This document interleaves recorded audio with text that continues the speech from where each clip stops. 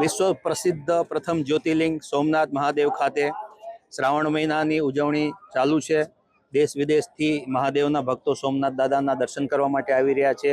ત્યારે ગીર સોમનાથ જિલ્લા પોલીસ વતી અમે એક સોમનાથ દાદાની સેવા માટે એક નાનું પગલું ભરેલું છે, જે અંતર્ગત સોમનાથ મહાદેવના પરિસરમાં તમામ યાત્રાળુઓ માટે ફરાળી પ્રસાદની વ્યવસ્થા કરી છે। આપ જોઈ શકો છો તેમ જિલ્લા પોલીસ દ્વારા આ પ્રથમવાર આયોજન કરવામાં આવેલું છે, જેમાં આજરોજ રવિવાર અને 11 છે તે તિથિ નિમિત્તે અને તમામ સોમવાર, અમાસ અને પૂર્ણિમાના દિવસોમાં ગીર સોમનાથ જિલ્લા પોલીસ તરફથી ભક્તોને નિઃશુલ્ક ફરાર આપવામાં આવશે।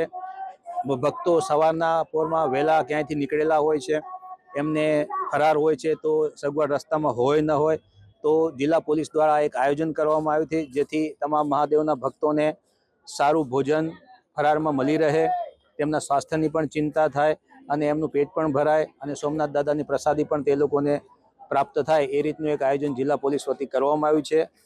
આવનારા તમામ શ્રાવણી સોમવાર, અમાસ, પૂનમના દિવસે પણ સોમનાથ દાદાના આ સેવા અમારા તરફથી ચાલુ રહેશે। યાત્રિકોને હું એક ભાવભરી અપીલ કરવા માંગુ છું કે આપ સોમનાથ દાદાના દર્શને પધાર્યા છો। દેશ વિદેશમાંથી દરરોજ લાખોની સંખ્યામાં યાત્રાળુઓ અત્યારે સોમનાથ દાદાના દર્શન માટે આવી રહ્યા છે, ત્યારે તંત્ર દ્વારા આપના દર્શન સારી રીતે થઈ શકે એ માટેના તમામ પ્રયત્નો કરવામાં આવી રહ્યા છે। ટ્રસ્ટ દ્વારા પણ ખૂબ સારી સગવડ કરવામાં આવી છે।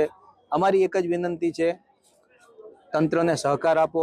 પોલીસ તંત્ર આપની સેવામાં વહેલી સવારથી મોડી રાત સુધી ખડે પગે હોય છે, ત્યારે આપના દર્શન સારી રીતે થાય એની અમે ચિંતા કરીએ છીએ।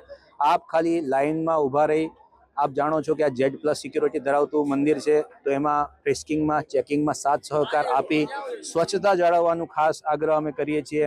કારણ કે જ્યારે આપને પ્રસાદ આપવામાં આવે છે તો એનો કચરો ડસ્ટબિન જે જગ્યાએ રાખવામાં આવેલી છે તે જગ્યાએ જ નાખો અને ફ્રિસ્કિંગ ચેકિંગમાં સહકાર આપી બિનજરૂરી રસ્તામાં ઊભા રહીને ભીડ ન કરો અને અન્ય યાત્રિકોને પણ દર્શનનો લાભ મળે એ રીતનું આપના તરફથી પણ અમને સહકાર મળે એવી પ્રાર્થના છે। Thank you.